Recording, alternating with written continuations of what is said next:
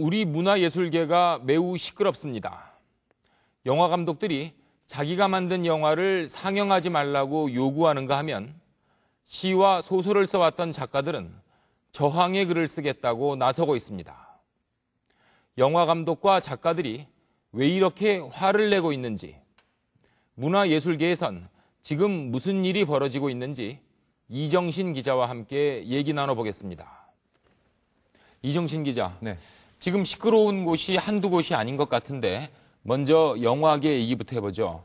영화계 중에서도 특히 독립영화를 만드는 쪽에서 잡음들이 많이 나오고 있는 것 같은데 어디서부터 발단이 됐습니까? 혹시 독립영화 전용관이라고 가보셨는지 모르겠는데요. 이 상업영화관에서는 틀기 어려운 독립영화를 상영하고 또 독립영화제도 하는 곳이어서 이 독립영화의 인큐베이터다 할 정도로 중요한 곳입니다. 최근 영화진흥위원회가 이 전용관 사업자를 공모를 통해 교체하는 과정에서 논란이 벌어지고 있습니다.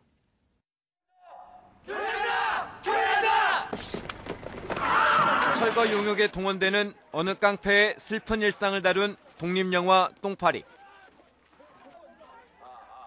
올해의 독립영화상을 비롯해 작년 각종 국내외 영화 시상식에서 호평을 받으며 상을 휩쓴 화제작이었습니다. 우리 아버지잖아.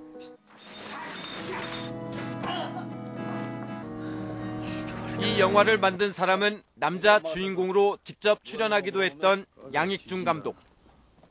너 아까 연락했는데 왜 씹었냐? 양 감독은 최근 제작 현장에 메가폰이 아닌 기자회견장 마이크를 잡고 나섰습니다.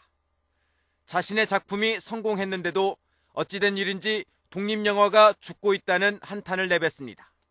이게 뭔가 이게 조금 막장까지 가고 있다는 게 아닌가라는 좀 생각이 듭니다. 지금 어떤 문화를 만들고 영화를 만들고 연극을 하고 예술을 하고 하는 분들이 지금 문화적인 죽음을 당하고 있는 거죠. 지금 내쫓기고. 그리고 앞으로는 자신의 작품들을 독립영화 전용관에서 틀지 않겠다고 했습니다. 독립영화 전용관에 저희 작품을 상영권에 대한 부분을 드리지 않겠다라는 게 믿음직해야지 드릴 수 있고 믿음직해야지 친구가 될 수 있고 믿음직해야지 뭔가 나눌 수 있는 거잖아요. 기자회견에 함께 동참한 이충렬 감독. 참 불쌍해요. 바로 영화 원앙소리의 감독입니다. 내한테는 제가 사람보다 나아요. 원앙소리는 독립영화로는 이례적으로 300만 관객 유치란 대중적 성공을 거두면서 독립영화의 저력을 보여주기도 했습니다. 그런데 영화 속 따뜻한 시선과는 달리 회견장에 나온 이충렬 감독의 감정은 격했습니다. 상식적인 측면에서 좀 이해가 안 되는 더 심한 말로 하면은 정말로 말도 안 되는 저질 개그를 보는 것 같다는 느낌이 들어서 이 두 감독 외에도 외국인 노동자의 삶을 다룬 반두비의 신동일 감독, 우린 액션 배우다로 화제를 모은 정병길 감독 등 모두 155명이 자신의 영화를 독립영화 전용관에서 상영시키지 않겠다는 보이콧 선언을 했습니다.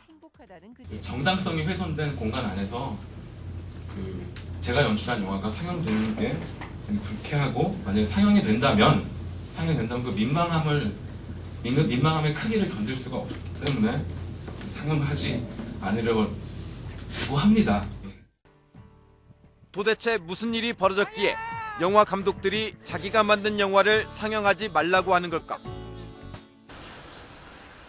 지난 2007년 11월 문을 연 독립영화 전용관 인디스페이스. 이 전용관이 생기기 전에는 독립영화들은 장사가 안 된다는 이유로 영화관에서 틀기조차 힘들었습니다. 비전향 장기수 문제를 다룬 다큐멘터리 독립영화 송환을 만들어 지난 2004년 썬댄스 영화제에서 상을 받은 김동원 감독도 당시 독립영화 전용관의 혜택은 받지 못했습니다.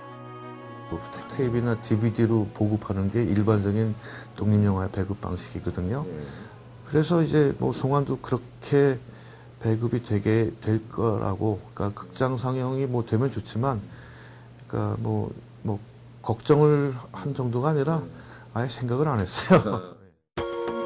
독립영화가 활성화돼야 전체 영화계도 발전한다는 독립영화계의 끈질긴 요구 끝에 정부가 이를 받아들였고, 영화관 임대는 정부가 하고 운영은 민간 독립영화단체가 하는 위탁 방식으로 전용관이 비로소 설립된 겁니다. 전용관이 생기면서 일반인들도 이제 이게 독립영화라는 것에 대해서 좀 이해의 폭이 넓어졌고, 또 감독들 입장에서도 그런 일반 관객들의 그 반응들을 볼 수가 있기 때문에. 이렇게 해서 문을 연 인디스페이스는 지난 2년 동안 모두 840편이 넘는 독립영화를 상영하는 나름대로의 성과를 냈습니다. 그런데 작년 말 이 극장이 갑자기 문을 닫게 됐고, 시네마루라는 새 극장이 독립영화 전용관이 됐습니다. 영화진흥위원회가 감사 결과 지적사항이 제기된 기존 사업자와의 계약을 종결하고 공모를 통해 다른 사업자를 선정한 겁니다. 바로 이 공모 과정과 결과가 영화 감독들의 반발을 불러일으키고 있는 겁니다. 무슨 문제가 있었을까? 작년 말 실시된 1차 공모에선 대표적 독립영화단체인 인디포럼 작가회의를 비롯한 4개 단체가 신청했습니다.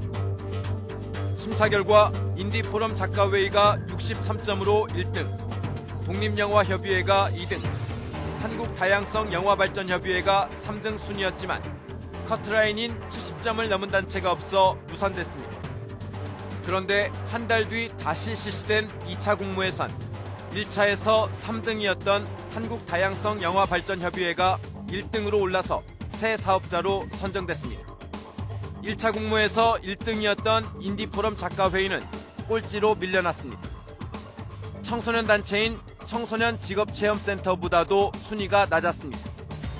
15년 전부터 매년 국내 대표적 독립영화제인 인디포럼을 개최해온 인디포럼 작가회의로선 납득하기 어려운 결과였습니다. 보지도 듣지도 못한 분들인데 무슨 애정을 증명할 것이며, 그동안 그분들이 해왔던 어떤 여러 가지 작업들을 다 검토를 해봐도 실력이 검증이 된 게 없는데, 두 가지 사항 모두 검증이 되지 않는 가운데 저희 납득할 수가 없는 거죠. 공모에서 사업자로 선정된 한국다양성영화발전협의회, 줄여서 한다협은 1차 공모 한 달 전에야 설립됐고, 그래서 단체 실적이 하나도 없습니다.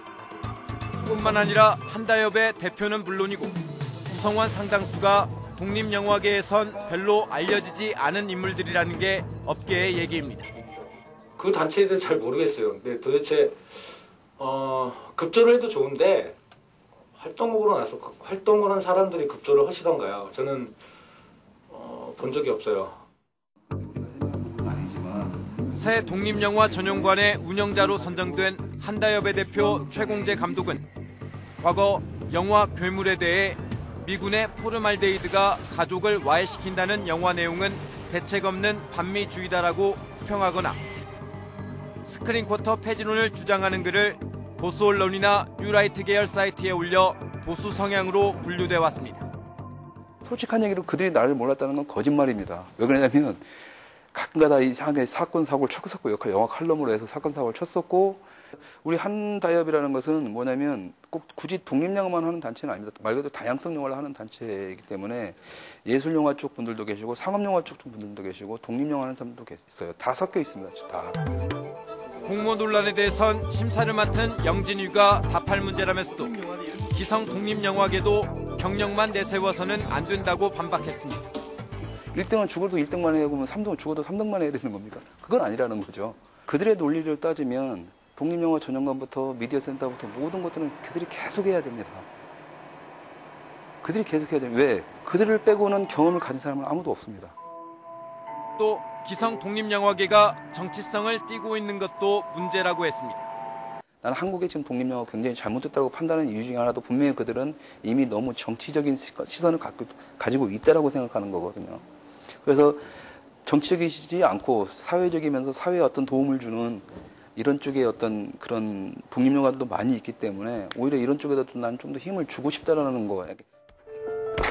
기성 독립영화계는 영화계대로 이 같은 공모